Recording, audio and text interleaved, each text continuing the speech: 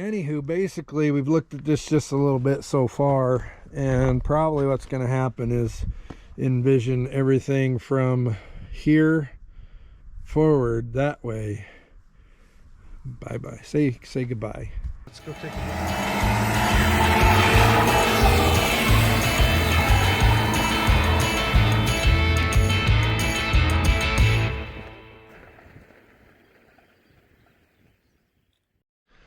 Welcome back to the channel. We are Jeeping today. This is the new patient alert, but we don't have the whole patient here. The patient started, it's dismembered, and you know, it's not too gross, but we'll show you. Now what we had was, we thought maybe an even fire Buick Dauntless that had been allegedly mated to a T90, however done super improper and out of whack and just not well, and not well at all. Now that could have been fixed, but I had kind of a janky feeling. The customer had kind of a janky feeling about this whole arrangement here, and he says, I'd like to spend a little bit of labor, give me a diagnosis on this engine, and if it's truly viable or if it needs a lot of work. So we did, and we found out this is a very late 4.1 liter Buick V6.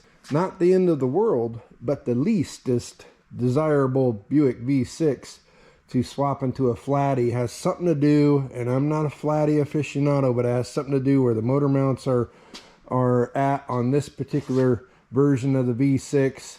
And then you also get this, and we kind of called this out of the box, you get this 80s smog nightmare of a carburetor on it. But we went ahead, we pulled valve covers. That didn't look too bad. We looked in the cylinders. That wasn't horrible, but there's some scoring and no crosshatch, and it's got, you know, it's just got some hours and some tough miles on it. Then we flip it over, pull the pan, and the crank could probably be polished, but everything seemed a little looser than we'd like it to be, and there was enough groovage in a couple places on the crank that you could catch a nail. And so here's what we decided to do is, we're ditching the whole V6 thing, and luckily we've got some good Jeeper friends around here. We found an entire F-head. What's an F-head? 174, something like that. Anyway, little 4-cylinder Jeep engine. Now the Willys, the early 40s Willys would have come with an L-head, and they are a true flat head with the intake valves and the exhaust valves down in the block in behind these rocker covers. This is an F-head. They moved the intake valves up into the head. That's why you have an actual valve cover here. But the exhaust valves are still down in the block side of the engine. And you can tell that because the exhaust manifold is actually mounted to the block of the engine, not the head. These are great little engines. They're like little tractor engines. They just chug along and chug along. And this one allegedly has been rebuilt fairly recently. Now we did look down into the cylinders with the bore scope. We can see some cross hatching and signs that yes, recently this engine received some love. You know, the whole thing's got a monotone black paint scheme on it, and life's pretty good so far. It looks like. We did not pull the valve cover, and I probably won't. What I want to do now, same person we got the engine from had the correct bill housing, and for this video we're going to show you how to save about $300 because we're going to adapt a later model Toyota starter onto this F-head Jeep engine to get the correct F-head starter, roughly closer to $400 through the interwebs. Or you can do what we're doing, go get you a Toyota starter from the Irish parts store with a lifetime warranty for about $100. So let's get into it. We've got our starter over here, and this is the Ultima. It's the lifetime warranty one. part number R612250A, and I sourced it for a 78 Toyota Land Cruiser, I think with the straight 6 in it. I think that's what the spec is. Get it out of the box. Clean little remanufactured unit here. Take it over here. I'm going to put you guys on the tripod. And we got our bell housing bolted up with just 4 bolts. And looky here how this works out. Yeah. Now, there's one drawback, and that is the bolt holes on the ears for the Toyota starter are just a little bit narrower than the bolt holes in the bell housing for the Jeep bolts. And now, I'm not the pioneer of this swap, but allegedly and supposedly, all you got to do is, I don't know what this little wire is for. That's not our exciter wire, I don't think. Anywho, we got to drill these out. They're about 1/2-inch holes now, probably 12 or 13 millimeter. We'll drill these out to 9/16, and then that allegedly gives us the correct room we need to get our bolts to cleanly go in. One is threaded into the bell housing here, and this is a through bolt down here. So let's jump over to the vise, drill those 2 holes, and see what happens. Well, that was pretty uneventful, so I didn't bid you it, but we got our holes wallered out to the bigger size, and luckily this is cast aluminum because I grabbed the crustiest looking 9/16 drill bit probably I've ever owned as my first attempt, and it did just fine. Yeah. And the internet rumors appear to be legitimate because I'm spinning, this is a 7/16 bolt here that goes in the top hole.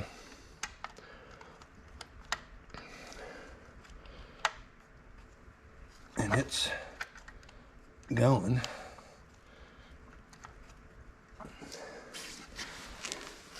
I'm going to get a longer one to go in the bottoms. Here we go.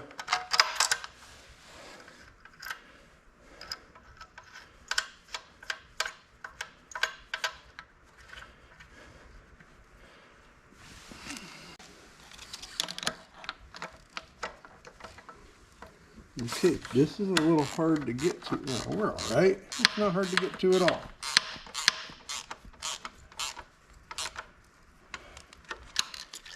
Go there. Oh, I didn't grab a hold me down wrench.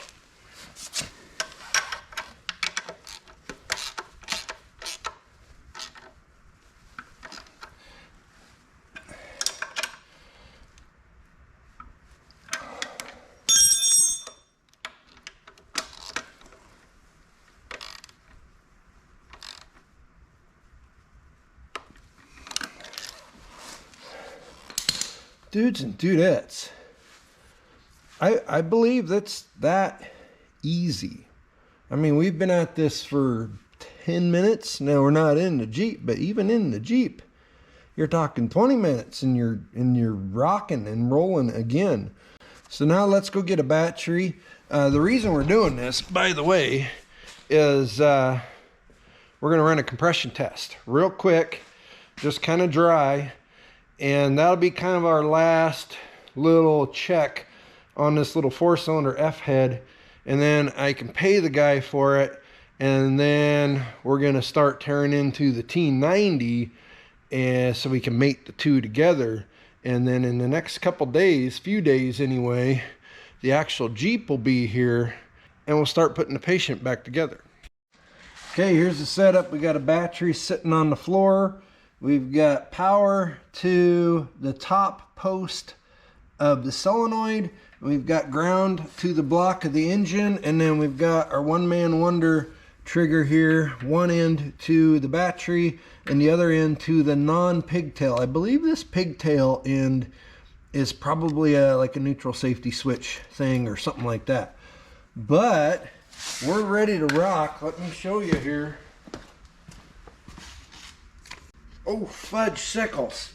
We got oil coming out all over the place. Holy cow.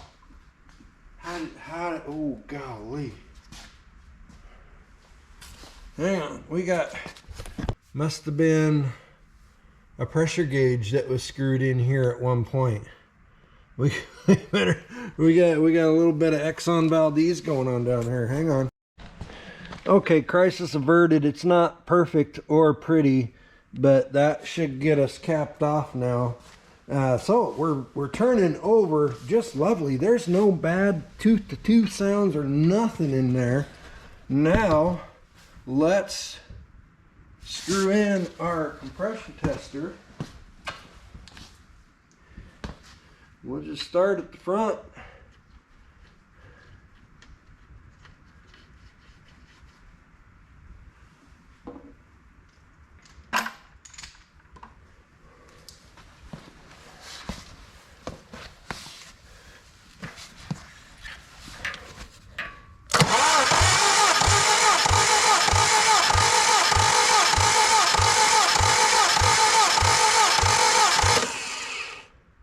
$120 there. Number 2.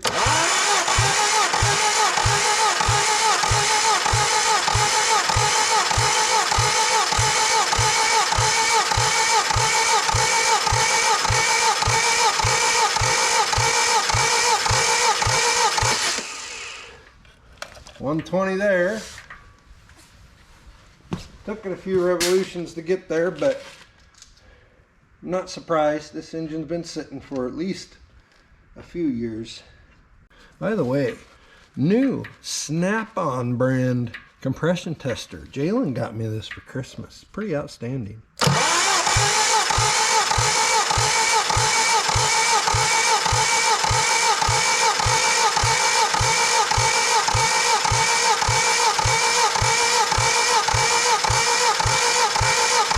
Once it gets oil,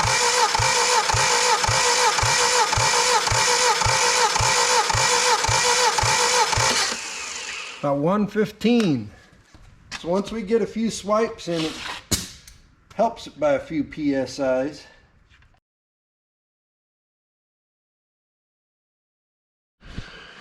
Gosh darn it, I hit the button on the GoPro in the wrong way and it went to photo. So I took a bunch of photos as I was talking to myself and trying to talk to you all. And yeah, so I've got a bunch of photos of nothing basically. But we're back, we're in the thumbs up territory again. So what we did was our battery, you heard it, it was getting a little wimpy. And so we grabbed a brand new battery. Put you back on here. We've got our better battery on here. Let's clean that number out and see what we've got on cylinder number 4 now.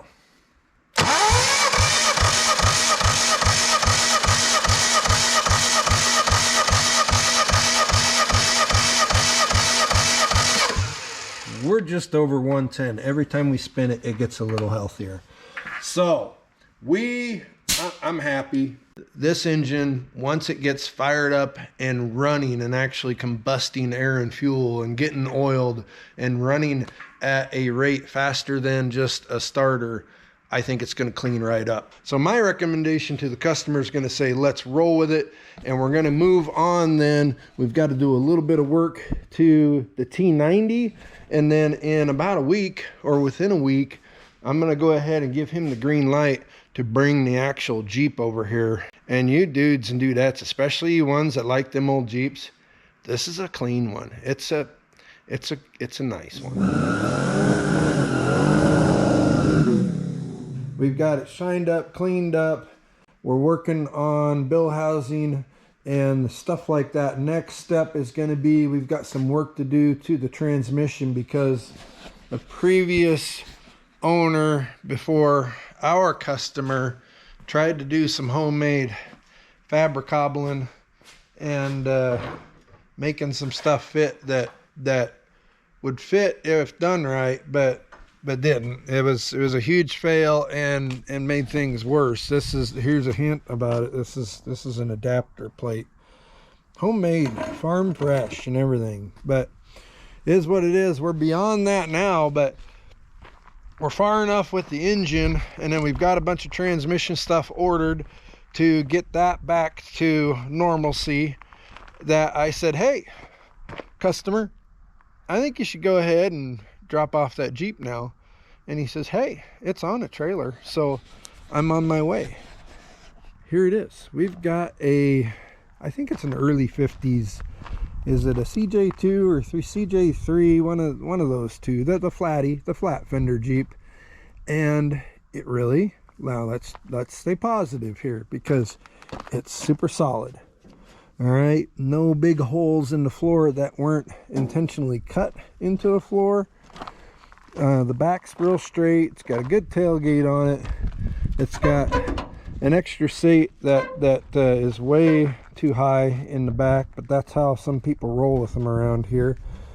It's got hard as rock tires, but overall, you know, it's got great bones, and that's why, you know, that's why we're gonna go ahead and help this customer out and get it back into running and jeeping shape. Now, there is the negatives, and the same person that tried the adapter plate also, they had a welder and they had a lot of steel laying around apparently, and they did things and made things and put them together and made other things and put those together on top of the first things they made.